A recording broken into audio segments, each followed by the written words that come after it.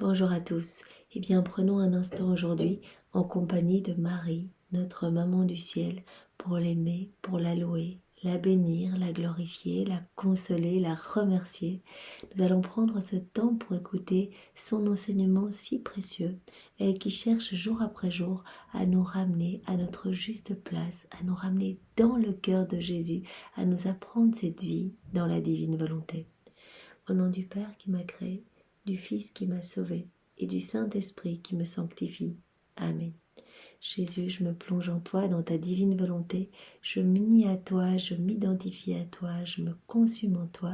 Je fusionne ma volonté dans la tienne et je te supplie, Jésus, d'ouvrir mon cœur, d'ouvrir mon intelligence pour que je puisse accueillir tous ces mots bénis de ta maman, qu'ils puissent s'infuser en moi dans toutes mes cellules, que je puisse y penser constamment et que je puisse te donner mon oui définitif, Jésus, mon fiat, pour que tu t'installes dans mon cœur, que tu y fasses ta demeure et que tu utilises tout mon corps et mon humanité comme une extension de ta propre humanité.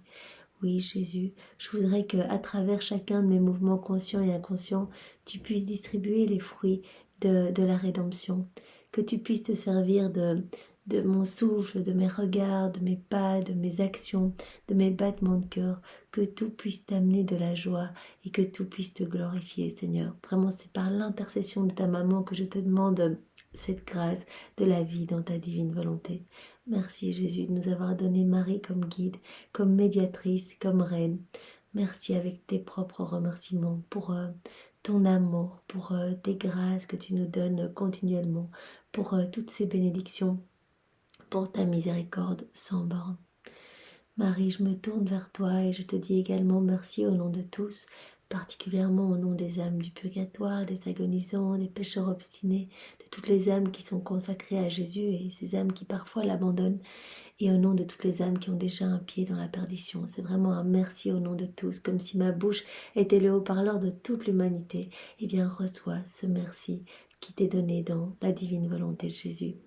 Merci pour ta tendresse, pour ta délicatesse, pour ta douceur, pour toutes ces fois où tu nous relèves après nos chutes, tu nous prends dans tes bras maternels et tu nous laves de tes larmes.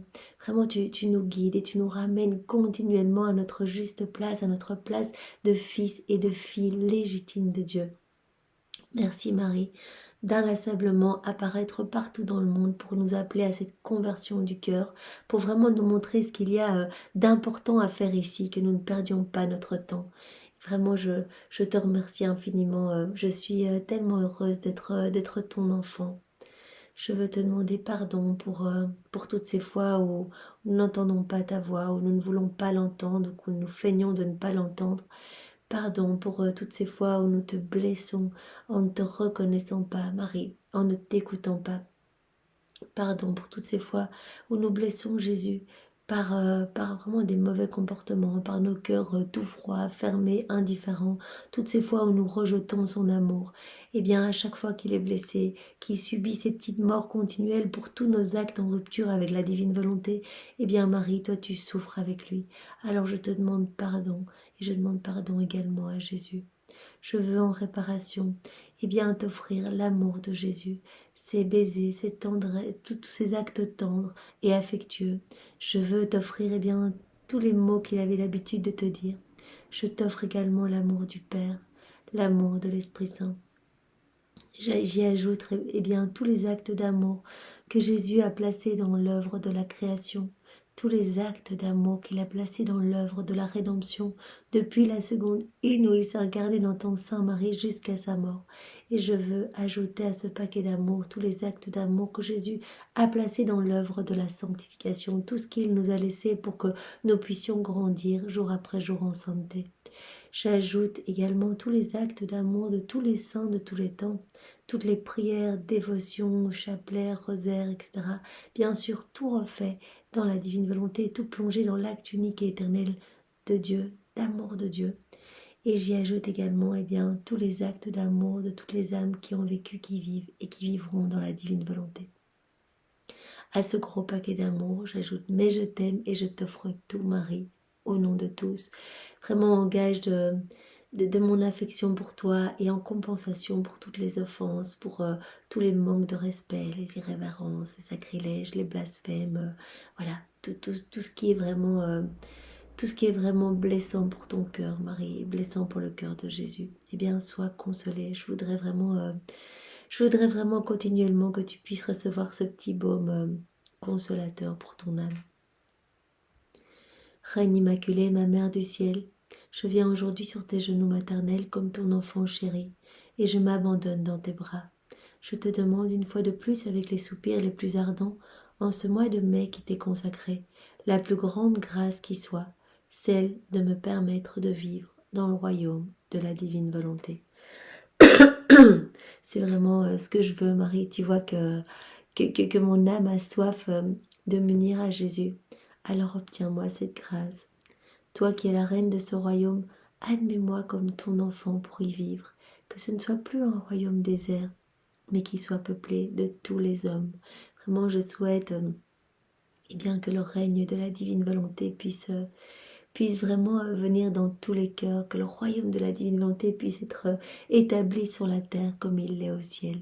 Et pour ce faire, Marie, eh bien, je vais faire avec toi le tour de tous les cœurs pour y déposer une semence de la divine volonté, une petite graine de divine volonté, pour que tous puissent s'ouvrir à cette grâce, de cette union sanctifiante avec Jésus, que tous puissent s'émerveiller de l'amour de Dieu et puissent comprendre vraiment ce que Dieu attend d'eux, ce que Dieu attend de chacun de nous.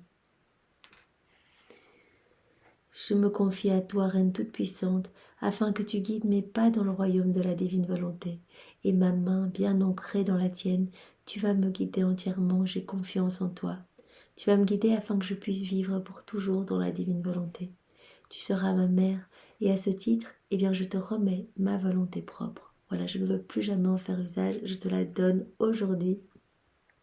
Prends-la et échange-la moi contre même une petite goutte de la divine volonté. Cela déjà serait magnifique pour mon âme, et vraiment, je te supplie de m'échanger ma volonté remplie de misère qui ne m'amène qu'à chuter contre vraiment la présence de Jésus dans mon âme, qu'il puisse ici établir avec son trône, avec son royaume, avec tous ses actes divins, et que la divine volonté puisse être continuellement opérante et agissante à travers tout ce que je suis.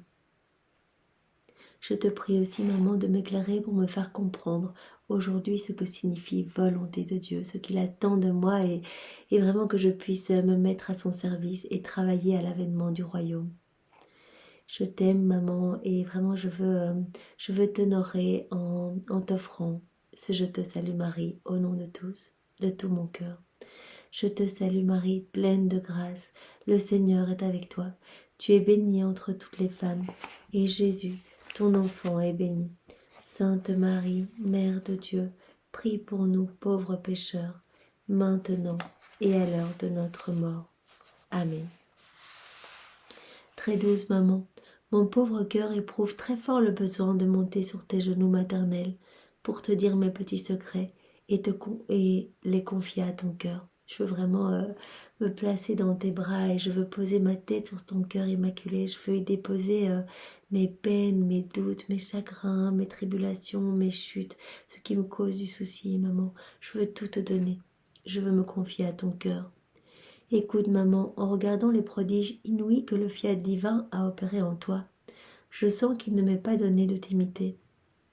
Parce que moi, je suis bien trop petite, je suis faible, à cause aussi de ces terribles luttes de mon existence qui me terrassent et ne me laissent qu'un fil ténu de vie. C'est vrai, maman, je suis continuellement en train de lutter voilà, pour ne pas rechuter dans ma volonté propre, et je sens bien que je suis ensevelie par mes misères. Comme je voudrais pencher mon cœur dans le tien pour que tu comprennes les peines qui m'affligent et la crainte qui me torture de ne pas pouvoir accomplir la volonté divine. Pitié, ô Mère céleste, pitié de moi, pitié de ton enfant. Cache-moi dans ton cœur, et j'oublierai mes maux pour ne me souvenir que d'une chose, vivre de volonté divine. Je voudrais vraiment m'abriter dans ton cœur pour que Je ne vois que la divine volonté partout puisque tu en es rempli et que je puisse m'engorger, que je puisse eh bien, grandir dans cette ressemblance avec Jésus, avec toi Marie, toi qui es devenue par grâce ce que Jésus est par nature.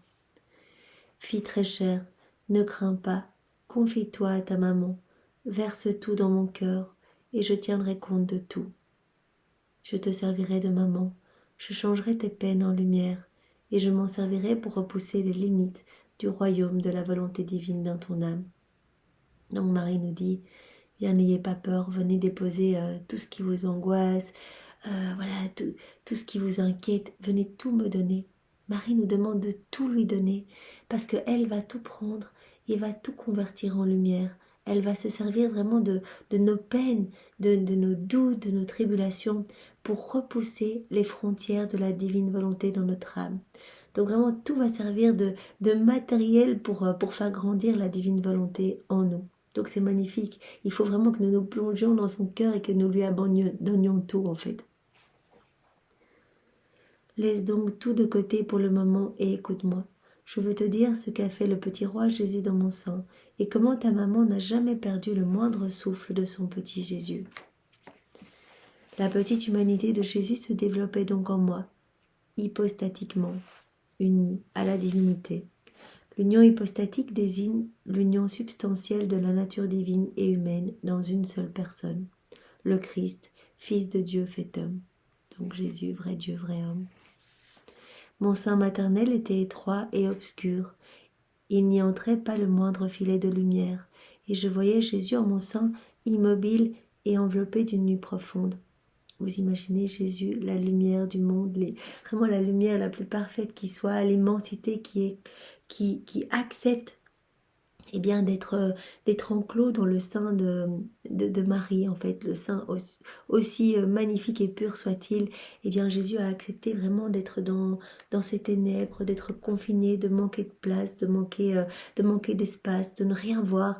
Il ne pouvait pas ouvrir les yeux. On a pu le lire dans la neuvaine préparatoire à la fête de Noël. Il n'arrivait pas à ouvrir ses yeux, il n'arrivait pas à bouger. Vraiment, il suffoquait. Lui, l'immensité, lui, la lumière du monde. Il a accepté vraiment d'être immobile et enveloppé d'une nuit profonde. Sais-tu ce qui formait cette obscurité si profonde pour l'enfant Jésus? La volonté humaine. Cette volonté dans laquelle l'homme s'était de lui-même enfermé. Plus l'homme commettait de péchés, et plus il creusait des abîmes de ténèbres autour de Jésus et autour de lui-même et en lui, se rendant incapable de faire le moindre bien. Donc vraiment, Jésus a accepté d'être enclos dans le sein de sa maman, d'être enfermé dans une noirceur pas possible, pour vraiment, pour nous retirer ces obscurités de nos âmes en fait, pour nous ramener à la lumière, pour dissiper les ténèbres de cette nuit si épaisse où l'homme s'était de lui-même rendu prisonnier de par sa propre volonté, au point d'en perdre toute tendance au bien. Mon cher Jésus choisit la douce prison de sa maman et se livra volontairement à 9 mois d'immobilité. Donc Jésus a accepté cette immobilité, cette noirceur, vraiment cette souffrance de vraiment d'être confiné pour dissiper les ténèbres de la nuit si épaisse de nos volontés propres. Qui vraiment cette nuit qui nous tient enfermés, qui nous tient prisonniers de par notre propre volonté. Ma fille, si tu savais combien mon cœur de mère était torturé en voyant pleurer et soupirer dans mon sein le petit Jésus, réduit à l'immobilité, les battements de son cœur tout brûlant me martelaient si fort.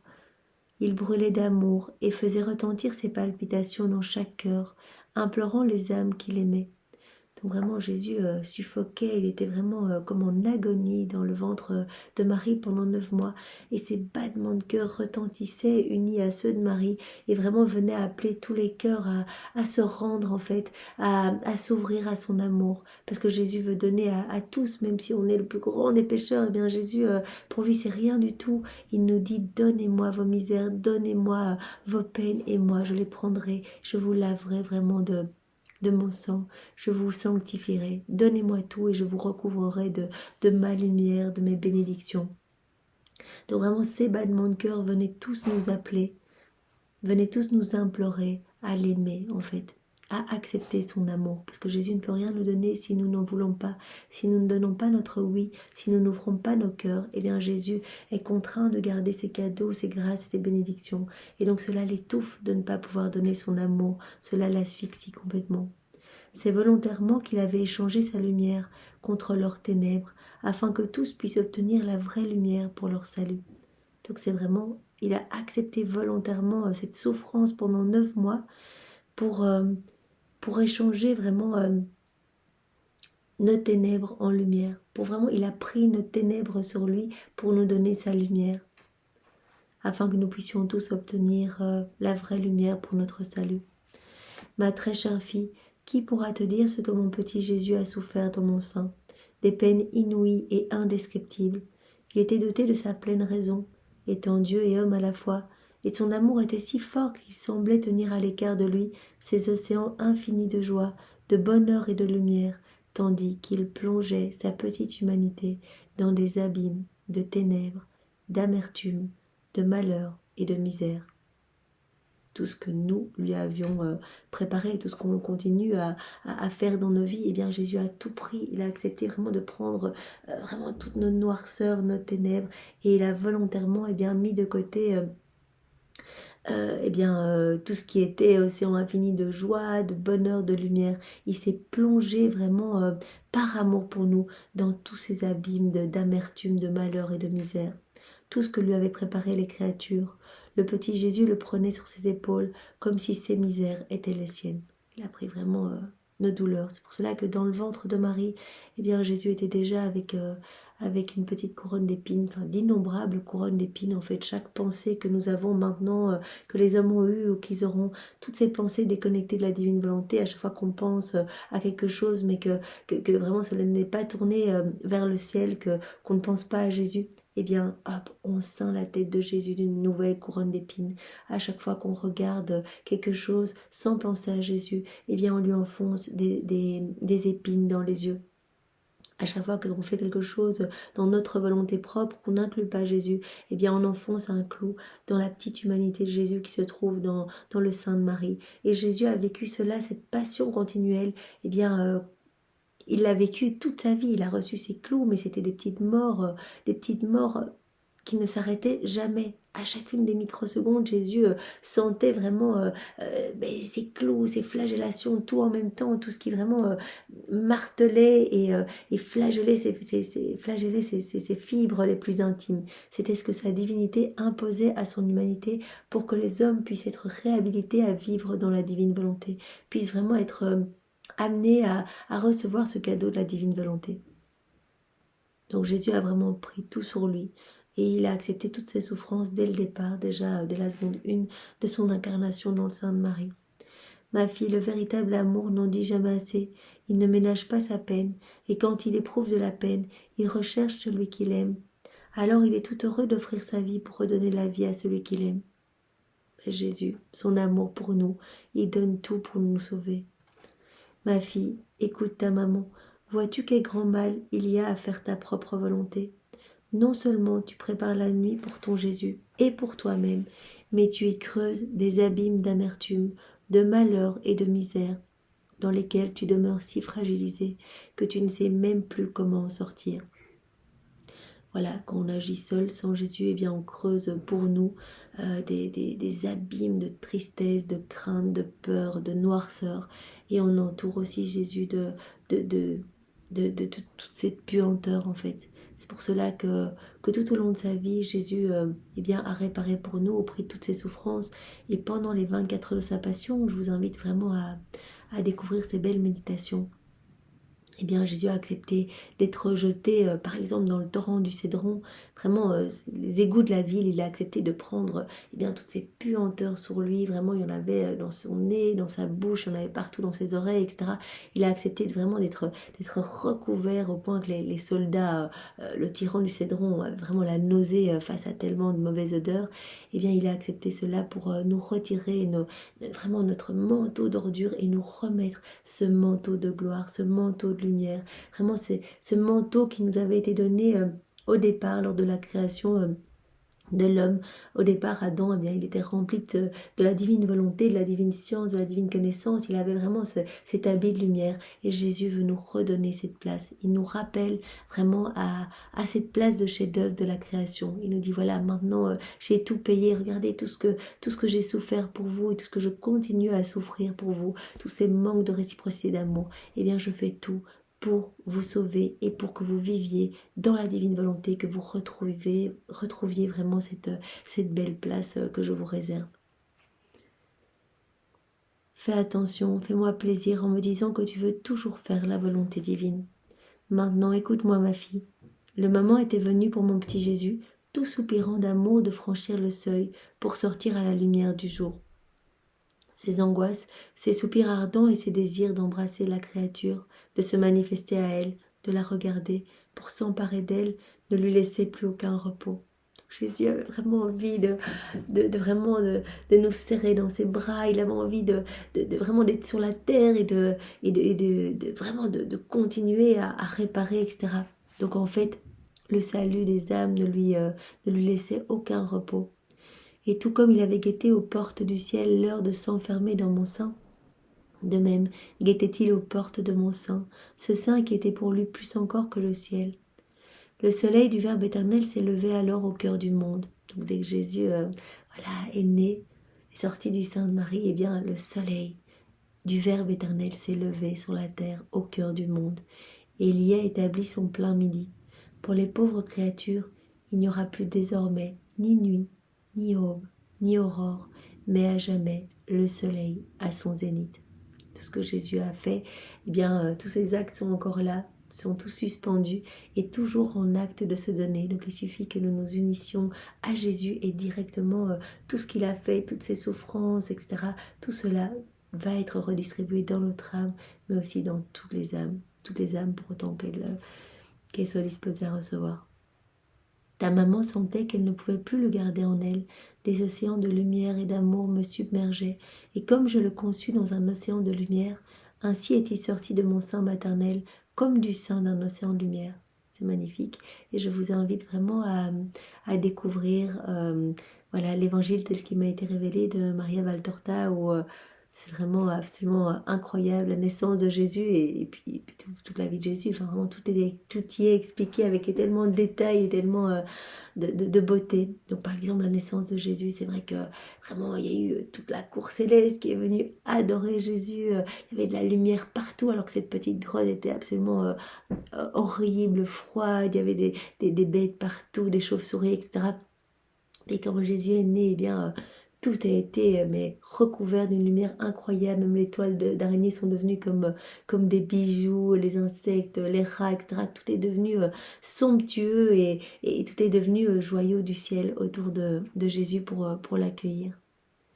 Et donc voilà, comme Jésus s'est incarné dans un océan de lumière dans le sein de Marie, eh bien sa naissance aussi, vraiment, c'est faite dans un océan de lumière. Chère fille, pour celui qui vit de volonté divine, tout est lumière et tout se change en lumière.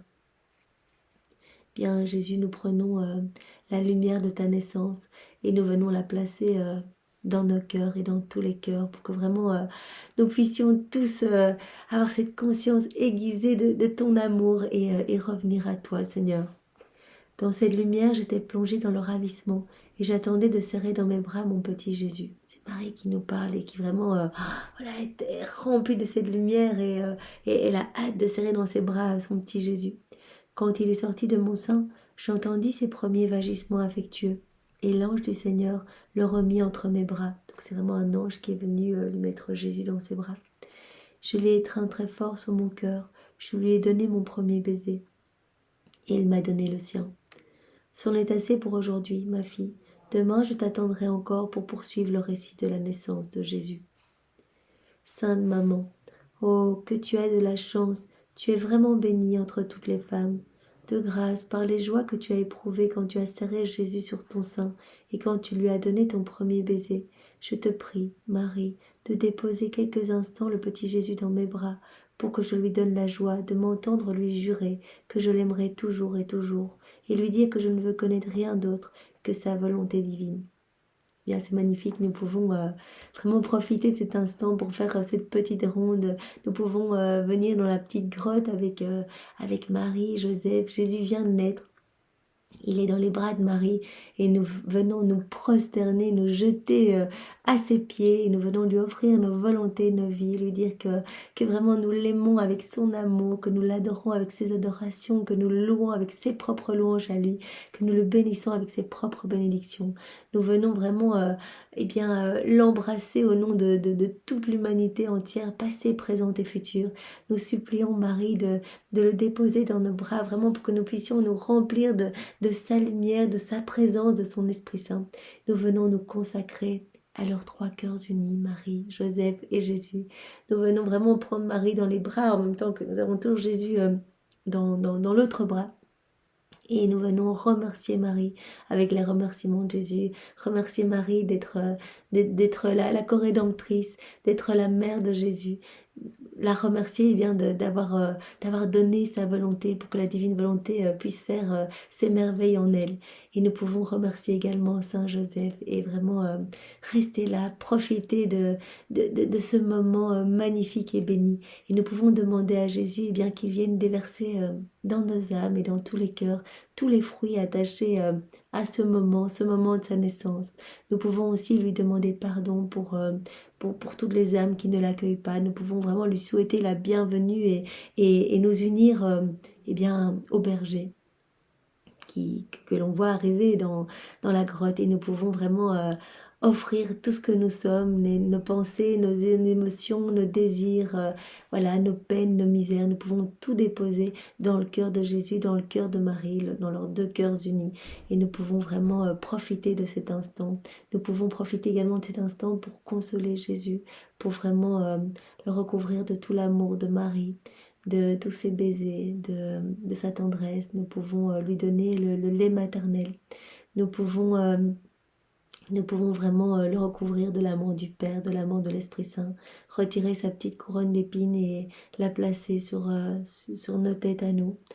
C'est multiples couronnes d'épines, nous pouvons les prendre et dire Jésus, tu souffres trop, nous voulons partager ces peines avec toi. Nous pouvons mettre un petit baume consolateur et réparateur sur chacune de ces plaies. Vraiment, nous pouvons faire cela, cette petite ronde et placer nos je t'aime partout, dans chaque molécule d'air que Jésus respire, qu'il entende vraiment nos actes d'amour, d'adoration, de louange et de bénédiction pour lui, au nom de tous. Marie nous demande pour aujourd'hui, ce sacrifice-ci. Aujourd'hui, pour m'honorer, tu viendras embrasser les petits pieds de l'enfant Jésus et tu déposeras ta volonté dans ses petites mains pour le faire jouer et le faire sourire. Donc voilà, aujourd'hui, Marie nous demande de mentalement revenir dans cette petite grotte, nous placer au pied de la mangeoire et prendre les petites mains de Jésus, les embrasser, prendre ses tout petits pieds, les embrasser et lui offrir une fois de plus notre volonté propre pour qu'il puisse vraiment ressentir de la joie, puisque vraiment l'offrande de notre volonté, lui laisser toute la place dans notre cœur, c'est le plus beau cadeau que nous pouvons lui faire. Alors vraiment amenons-lui du réconfort et nous pouvons par vraiment ce petit sacrifice que Marie nous demande, apporter de la joie dans le ciel et sur la terre. Alors elle nous demande une prière pour aujourd'hui, pour vraiment être dans vraiment le cœur tout disposé. Maman, enferme le petit Jésus dans mon cœur afin qu'il le change entièrement en volonté divine. Donc on demande vraiment à Marie qu'elle vienne déposer Jésus qui vient de naître dans notre cœur pour qu'il vienne vraiment le nettoyer. Que notre âme puisse vraiment être défrichée de tout ce qui résulte de nos volontés propres, de toutes ces mauvaises choses et qu'il puisse faire grandir sa vie divine en nous, que sa divine volonté puisse être totalement reine vraiment de notre âme, de notre vie, de notre humanité. Merci maman pour ce bel enseignement. Sois louée, bénie et glorifiée au nom de tous. Au nom du Père et du Fils et du Saint-Esprit. Amen. Soyez tous bénis. Passez une belle journée. Au revoir.